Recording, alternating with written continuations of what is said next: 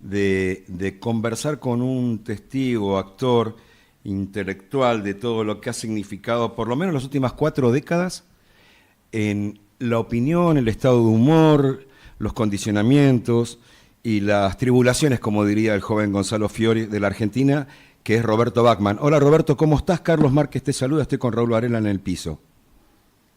¿Qué tal, Carlos? ¿Qué tal? ¿Cómo estás? Bien, bien. Bien, Ayer cuando... bien.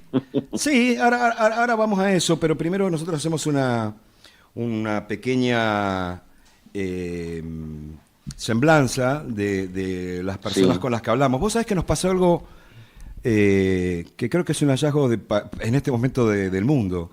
Estuvimos hablando hace un rato con Cele Fierro, que está arriba de la sí. goleta Atara, en Creta, llegando a la costa de Palestina. Interesante. Ajá. Eh, Mirá, mirá, no, pero fue una mirá, cosa que nos salió de casualidad, pero le vamos a hacer... mirá. Sí, interesantísimo todo lo que hubo. Y sí, y sí. Está pasando uno de los conflictos más duros que tiene el mundo en este momento, en este siglo. Ujú. Roberto, cómo es haber visto y haber dirigido y creado una consultora de opinión que lleva estoy bien, ¿no? 40 años consecutivos llevan Sí, este... 40, más de 40, desde el 87 empezamos. ¿Cómo fue todo ese proceso en tu... Mira, tuvo dos etapas. Yo empecé con la mitad de esos años, prácticamente, trabajé con Clarín en exclusividad, ¿no? Fui algo así como el sociólogo de Clarín, y del grupo, aparte de haber trabajado ahí, hacíamos todas las encuestas que se publicaban en el diario. Se usó mucho el instrumento encuesta, especialmente en la década del 90, ¿no? Para ordenar, para originar tapas. Hubo tapas muy importantes de Clarín con esto. Ajá, Hicimos la primera boca de urna en la Argentina en el año 87 por Radio Mitre. ajá, Bueno, hoy ya la boca de urna es un instrumento que por lo menos en Argentina no está dando resultados. Eso tiene que ver con un tema metodológico. Es decir, está votando poca gente, por más que haya votado por ahí en Corrientes 70, pero en la provincia de Buenos Aires votó el 63%, ajá, más de lo esperado, pero mucho menos de lo que tendría que haber ido a votar. ajá. Eso hace que la boca de urna tenga problemas, porque la unidad de análisis de la boca de urna es la gente que va a votar. Y si votó el 63, le queda un 37 que no lo tiene en su universo. Me parece que las bocas de urna por el momento no Hay que son guardarlas. válidas. Yo diría que sí, yo diría que sí. No es un mal instrumento, hay gente que está enojada y he escuchado hasta algunas cosas bastante pobres con respecto a la boca de urna, ¿no? Pero es un instrumento, habría que verlo. En Estados Unidos lo usan de otra manera, pero ellos trabajan con Big Data en serio, Ajá. tienen mucho datos de la gente, entonces la boca de urna creo que se hace de otra manera, porque además en Estados Unidos ya no hay tanta gente votando en los lugares de elección, se puede votar por carta, se puede votar anticipado, bueno, Ujú. entonces esas bocas de urna ya son diferentes. Y yo creo que sí tienen que ser más lo que nosotros metodológicamente llamamos tracking, ¿no? Que es ir dando esto. Y bueno, y después la otra mitad trabajando para partidos políticos, para otros medios de comunicación y ya no tanta dependencia con Clarín. Ujú. Y fue otra etapa, ¿no? Otra etapa del trabajo, de conocer un poco cómo se hace, se genera una campaña, cómo se piensa, cómo se lleva a cabo, cómo se tiene éxito y cómo se tiene fracaso, ¿no? En una campaña. Bueno, ha sido una experiencia muy interesante. Y de ver los cambios que se produjeron en Argentina, ¿no? Ajá. A lo largo de estos 40 años. Y yo lo llamo, digamos, en un libro que estoy terminando de escribir, la intersección entre dos siglos. Y esa intersección empieza en el año 1983, con el triunfo de Alfonsín, la intersección política, digamos, ¿no? Entre dos siglos, y termina en el año 23 con el triunfo de Milei. Una cosa inédita, yo creo que en pocas partes del mundo, si no fuera a través de un golpe militar, una persona del perfil de Milei, sin partido político, sin estructura territorial, sin experiencia parlamentaria, 2 años en el Parlamento, que estuvo muy poco en el Parlamento, hizo más marketing que otra cosa, sin una ideología clara, porque él hablaba de un plan y terminó con otro plan, porque no tenía plan, él no sabía si iba a ganar y no tenía plan, y terminó con Caputo y esto que está pasando ahora, que es gravísimo, ¿no es cierto? Una Argentina que está abierta a la especulación. Lo que pasó la semana pasada te lo muestra claramente, ¿no es cierto? Estoy hablando del tema de retenciones, ¿no? A cero, pero en 2 días, 5 vivos se lo llevaron todo. Vos sabés que recién hablábamos de eso, disculpa que te haga un paréntesis ahí. Y digo, ¿entenderá la sociedad que esto nos costó 1.500 millones de dólares de un chiste, de un negociado prácticamente? No sé si lo entiende tanto. Estos son los problemas, ¿no es cierto? ¿Quiénes sí lo entienden? Los que lo vivieron, ¿no es cierto? Y si esto puede impactar, yo creo que por eso hay que estar atentos en lo que puede pasar en muchas provincias del interior, lo que puede pasar en el interior de la provincia de Buenos Aires, en secciones como la séptima, que la ganó la Libertad Avanza, y qué puede pasar en la provincia de Entre Ríos, donde, en Córdoba ya esto lo que me parece que define mucho más el voto a favor a Schiaretti, que está ganando cómodamente. Pero en Entre Ríos puede dar vuelta a la elección, ya muchos la dan por perdida. Roberto.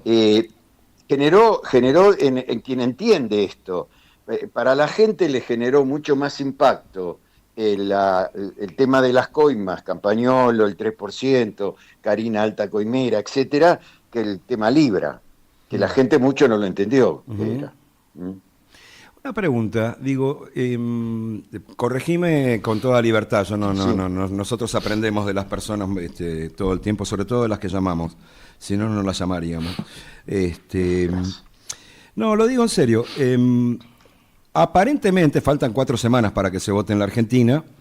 Sí. El gobierno estaría perdiendo en la provincia de Buenos Aires, en la provincia de Santa Fe, en la provincia de Córdoba, con un voto muy atomizado en la ciudad de Buenos Aires, por lo que se va leyendo, un cabeza a cabeza. Y se atomizó un poco más la ciudad de Buenos Aires, va a sacar menos, obviamente va a ganar en la ciudad de Buenos Aires, por mucho menos que lo que esperaba, ¿no? No, la pregunta es si pudieron ya empezar a hacer un punteo de la Estamos trabajando en ese punteo, todavía es muy previo. Lo que ocurre es lo siguiente, hay mucha confusión con respecto a esta elección, y esto hay que aclararlo. Esto es una elección provincial, no hay un padrón nacional. Esta no es una elección que la gana uno y la pierde el otro. Esto depende cómo salís en cada provincia, y si se eligen senadores, y cuántos, diputados y senadores vos tenés y cuántos ganás, porque lo que el gobierno necesita, y en esta elección eso es lo que quería, necesitaba 2 cosas. La primera, tener más músculo legislativo, ¿no es cierto? A nivel nacional estoy hablando. Ya, por supuesto, han hecho un milagro, han logrado cosas al principio porque hubo una oposición totalmente amigable que le permitió hasta sacar un decreto de necesidad y urgencia, que no era un decreto de necesidad y urgencia, con el cual se hicieron muchos cambios estructurales, hasta en algunas discusiones entre los constitucionalistas, si eran válidos constitucionalmente o no. Ahora, el segundo tema es que este gobierno prometió que iba a pintar el mapa de violeta. El primer dato que podemos tener ya seguros para la elección que viene es que no van a pintar todo el mapa de violeta. Y probablemente ese mapa esté mucho menos pintado de violeta que lo que pasó en el 23. Especialmente el que ellos muestran, que es un mapa muy particular porque es el mapa del balotaje. Claro. El mapa del balotaje vos no lo podés comparar con una elección donde por ejemplo, las generales, que esa es la verdadera elección. ¿Por qué? Porque ahí compitieron todos los partidos, porque ahí se definieron las cámaras, ¿no es cierto? Ujú. Quieren plantear que fue el presidente que sacó más votos históricamente, no lo podés comparar con el 54% de Cristina de la elección del año 2011, porque Cristina la ganó en primera vuelta. Sí, claro. Y con el No, no, no, 52% no. de Alfonsín en el 83. Claro, el 52% de Alfonsín en el 83, tenés que acordarte de lo que sacó Perón en el 73 también, Sí, claro. que además no importa el porcentaje, sino que fue la diferencia más amplia que existió en la Argentina, y a esa diferencia le siguió la diferencia amplia, la que obtuvo Cristina en el 2011. Fueron Pero, las dos diferencias más amplias. ujú. Ahora, le vamos a aceptar a Milei que fue la diferencia más amplia en un balotaje. Es cierto, solamente hubo 2 balotajes en Argentina desde que se implementó esa nueva ley. Ujú. Y en el primer balotaje, bueno, Macri, que pensaba que se comía a los chicos crudos, terminó cortando clavos, ¿no es cierto? Porque terminó ganando por 1,5 puntos, muy poco.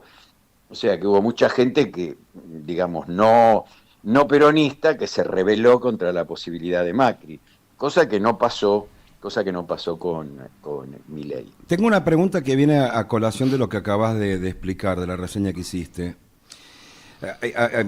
Corregime si me equivoco. ¿Sí? El gobierno obviamente aspira a que los 38 diputados que logró en 2023 los duplique, por ejemplo, digamos, ¿no? A costa, obviamente, de expresiones de derecha.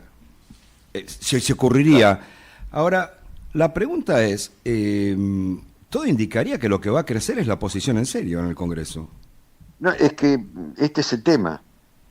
El tema es, vos presentaron de manera, esto es lo que este gobierno hace, ¿no? Comunica, pero en la comunicación miente. Muchos se enojan cuando yo digo que utilizan los 11 principios de la propaganda política de Goebbels. Los usan. Yo no le estoy diciendo nazi a este gobierno al decir eso, ¿eh? No, vos podés usar esos principios de la propaganda política sin por eso tener que ser nazi. Y Correcto. se usaron en la campaña del Brexit en Inglaterra, se usaron en la primera campaña de Trump, la primera elección de Trump, y se usó también cuando ganó Macri, que fue la campaña del odio, pero en este caso del odio, no de la bronca, porque la bronca es lo que sale de la gente, el odio es lo que le ponen por afuera, digamos, pero ellos no tienen problemas en mentir. Entonces, mienten de manera permanente o no cuentan todo. Cuando el presidente habla en una cadena nacional para presentar el presupuesto y dice que el año que viene van a tener aumento los jubilados, los estatales, etcétera, y les da un porcentaje por sobre la inflación, él no dijo la frase completa, que es muy distinto, que la gente va a entender, voy a tener 4% por encima de la inflación. No, vas a tener 4% por encima de la inflación estimada para el 26. 2026. Esa es la frase verdadera. Entonces, ¿y qué entonces? Te entiende economía, ¿no? Mucho menos más. Entonces tenés que ir al presupuesto, cuando el presupuesto se aparezca, y vas a ver, porque ya mucha gente vio el presupuesto, que este gobierno estima para el año 2026 10% de Sí, inflación. claro. Claro. Entonces, y todos sabemos que todas las estimaciones de la inflación en Argentina generalmente nunca se cumplen. También estima un dólar de 1.200 pesos o 1.250 para fin de año. ¿Y vos creés que el dólar va a bajar después de todo lo que pasó, de todo lo que dijeron de Estados Unidos, que también no contaron toda la verdad? Porque la verdad más importante de lo que dicen en Estados Unidos es que, está bien, le dieron un respaldo político hasta las elecciones que le permite a tranquilizar el panorama, digamos, financiero, porque el riesgo país no cayó porque los bonos, sin embargo, ya están empezando a moverse, pero bueno, Así es. todo mejoró. El dólar de 1.500 bajó a 1.400, punto, Claro. no más, ¿eh? Sí, sí. No más, no, de ahí no se va a mover. Entonces, esto de no decir toda la verdad, esto es parte de una comunicación, es parte de un modelo de comunicación que es generar un clima de época inexistente. Qué bueno. A veces tiene buen resultado, especialmente cuando se presenta, como pasó en el año 2023, como un cambio frente, y este es el gran descubrimiento de Milei, digamos, que es el concepto de casta, que está mal utilizado, pero démosle por válido, porque lo supo utilizar, que era decir que el problema más grave de los últimos 100 años de la Argentina, porque no puede echarle los últimos 100 años de la Argentina, no le puede echar la culpa al peronismo solamente, no gobernó el peronismo durante 100 años seguidos, ¿no es cierto? Hubo también gobiernos radicales, hubo también gobiernos militares, ¿no es cierto? Uh-huh. Hubo un gobierno como el de Menem, que fue un gobierno peronista discutido, vamos a llamarlo, ¿no? Uh-huh. Porque era peronista políticamente, popular y nacional desde el punto de vista político, pero desde el punto de vista económico fue liberal y se iniciaron y fueron relaciones carnales con Estados Unidos, definidas por el propio Menem, ¿no es cierto?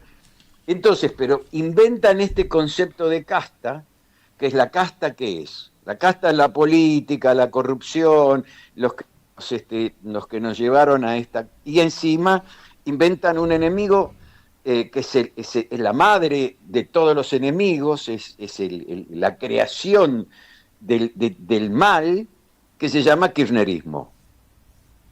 Y esto es también Goebbels puro, ¿no es cierto? Entonces, Sí, claro. toda la culpa la tiene el kirchnerismo. Kirchnerismo nunca más. Le fue muy mal con esa campaña. Le fue muy mal en la provincia de Buenos Aires con esa campaña. Entonces, no le queda otro remedio que ir a la campaña que están haciendo ahora, que es plebiscitar. Claro. Y asustar con es decir, la libertad avanza, el resto retrocede. Claro. Esta es la campaña. ¿Por qué? Porque la casta se le viene en contra. Porque el tema españolo, por eso impactó tanto españolo, le pega bien en el medio, ¿viste? Cuando hace, cuando la flecha da en el lugar exacto, Sí, ¿cuál es el lugar exacto? Que ellos también son casta. sí, sí. Porque Sí, también hay corrupción, porque también hay coimas, porque esa corrupción está muy cercana al presidente. al Lo ladito, al salpica ladito. directamente. Al ladito, al ladito. Es la hermana, claro, Claro. es la hermana. Y él lo sabe, todo esto que pasó. Entonces, eso fue lo que impactó mucho también en la campaña de la provincia de Buenos Aires. Y ahora en la plebiscitación, porque ellos no tienen, ¿por qué no les queda otro remedio? Porque van a pelear, esta es una campaña territorial la que se viene, como fue territorial la campaña del peronismo en la provincia de Buenos Aires. Yo no te voy a decir directamente que la ganaron los intendentes, porque, bueno, Kicillof tuvo la valentía de defender su idea, la peleó hasta el último momento. Le pidió a los intendentes ayuda. Hubo intendentes que se jugaron el pellejo en serio, poniéndose como candidatos testimoniales, cuando la testimonialidad, ¿te acordás? La de Néstor Kirchner en su momento, con Scioli, sí me acuerdo. fracasó. Salió mal. Sí, sí. Salió mal, pero salió mal por otros motivos. Salió mal porque la economía en ese momento no estaba muy bien y porque no supo negociar bien con los gobernadores, con los intendentes. Entonces le hicieron boletas espejo. Hay que tener cuidado con eso, porque el intendente en una elección de medio término, lo que se juega es se juega sus 2 últimos años de gestión, que es perder el control del Consejo Deliberante. Eso para un intendente es terrible. Sí, es terrible. Y bueno. Sí. No, Roberto, ¿cómo No, le... Sí, perdón. Roberto, ¿cómo le va? Raúl Varela los saluda. ¿Qué tal? ¿Qué tal, Raúl? ¿Cómo Bien, estás? quería recurrir a su larga experiencia como analista político y le quería hacer dos preguntas en una. No sé cómo está viendo usted la campaña que están desarrollando los distintos candidatos en la provincia de Buenos Aires, me refiero al mensaje, al marketing, etcétera, y específicamente la de Ricardo Alfonsín, que ha salido en algunos medios como que estaría rompiendo el molde habitual de lo que está pasando en la campaña, porque sería más original, etcétera. No sé cómo lo está viendo usted como analista político todo esto. Sí, el problema que hay en la provincia de Buenos Aires es que la campaña está, a diferencia de lo que ocurre en la ciudad de Buenos Aires, los primeros datos que surgen es de mucha polarización, ¿no es cierto? Ricardo Alfonsín es un candidato interesante. Ahora, si la campaña se polariza, este es el grave problema que van a tener todos los que quieren hacer una campaña diferencial. Ricardo Alfonsín tiene algo muy importante. Primero, no solo porque es el hijo de Alfonsín, ¿no es cierto?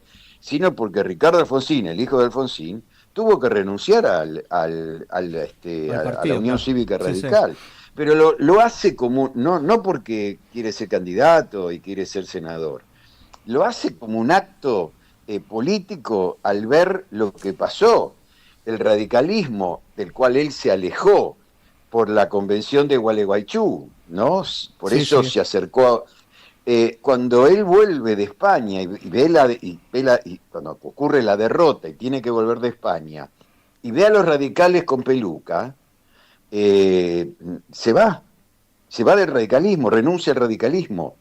Esta es la diferencia de esta campaña, esta es la diferencia del posicionamiento de Alfonsín.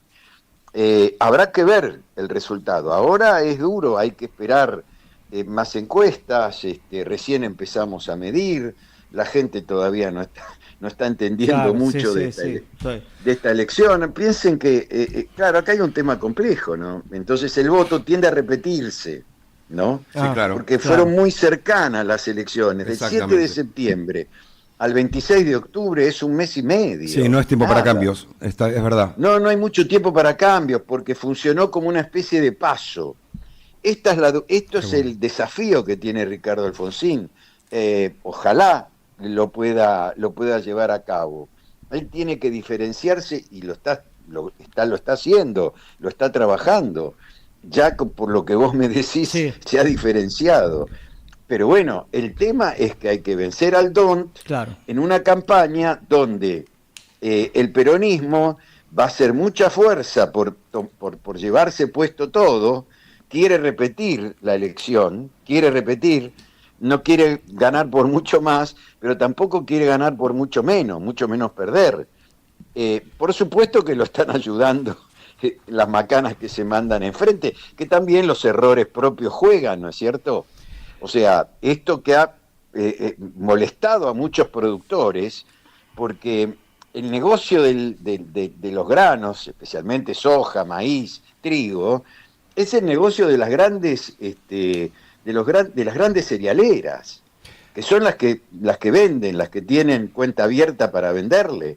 Y en estas ventas fueron todas a China, todas a China. Ujú. Y muchos se han quedado mal, porque les llevaron hasta lo que ellos les estaban guardando, que le habían vendido y que dijeron, no, déjenlo ahí en Silo Bolsa, que cuando lo necesitemos lo vamos a buscar. Y esa mercadería ellos la compraron, este, Con dólar con retenciones, pagando, a claro, ellos le descontaron, claro, claro. esa mercadería que entregaron, Sí, sí. ellos le descontaron, por supuesto, cuando se las pagaron, le descontaron las retenciones. Esto ha molestado mucho a los productores, están muy enojados los productores con el gobierno. Claro, el resto de la gente lo puede entender, algún empresario, algún comerciante. El resto de la gente le cuesta entender esto, ¿no? ¿Qué Eh, fue lo que pasó? No saben, piensan que los productores son multimillonarios porque Mm. no viven mal, ¿no es cierto? Todos tienen sus buenos autos, sus buenas casas, pero también viven al día, digamos, y están sufriendo muchísimo las consecuencias de este modelo económico. Roberto, la última de mi Y ahí está parte. Alfonsín pero el problema es que cuando una elección Ajá.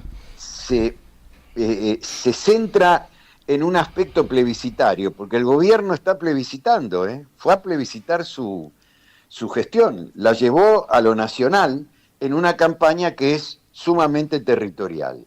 Bueno, y el que trabaja territorialmente a la larga puede tener un buen resultado, habrá que ver. La última de mi parte, agradecerle el tiempo a Roberto Bachman, con quien estamos hablando. ¿Qué pasaría, o qué ha pasado? Vamos a hacerlo sobre algo de una base cierta para no hacer futurología, si no sería bastante mediocre lo mío. ¿Qué ha pasado cuando en elecciones anteriores en la Argentina, 2 semanas antes, se tiene certeza de un resultado adverso para un gobierno?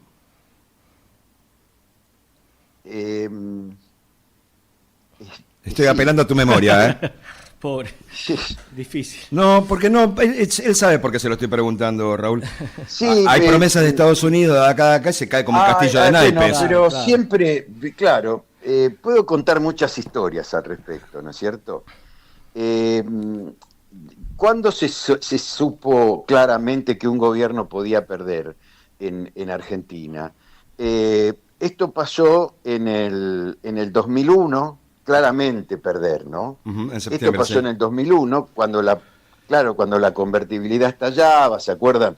Cuasimonedas en todo el país, etcétera, etcétera. Bueno, la derrota y no haber cambiado, es decir, el mensaje de las urnas fue una derrota más el voto bronca, ¿no? Gente que no fue a votar, o gente que votaba en blanco, o gente que metía un salame o la foto de San Martín. Sí. Y otras cosas más, hasta escatológicas, digamos. Horrible, ¿no? Sí. Horrible lo que pasó en esa elección. Sí. Frente a que De la Rúa no reaccionó y que por el contrario, Cavallo apostó más a fondo de la convertibilidad, el corralón, terminó como terminó esto, ¿no es cierto? Se sabía y se esperaba, lo que esperaban era que den una solución a este problema grave. Eso fue el 2001. El 2015 fue una situación muy particular, porque el gobierno nunca llegaron a balotaje, que fue lo mismo que ocurrió en el 2023. Y a tal punto ocurrió esto en el 2023, que Massa estuvo a 3 puntos de ser presidente en la primera vuelta, sí. En la primera vuelta. Segundo, si mirábamos resultados en ese momento de bocas de urna, etcétera, era raro pensar que Massa podía perder esa elección, porque ganaba cómodamente en la provincia de Buenos Aires, la ganó por 7,5 puntos, la provincia de Buenos Aires. Ningún presidente que perdió la provincia de Buenos Aires fue presidente. De la Rúa, porque dice, De la Rúa no perdió a presidente en la provincia de Buenos Aires. Perdió Graciela Fernández Mejide, ¿verdad? Perdió Graciela Fernández Mejide porque había una boleta, la boleta de Rucauf, digamos, doble, con Cavallo como candidato a presidente. Entonces, ahí vino el problema, ¿no es cierto? Sacó menos votos Graciela Fernández Mejide.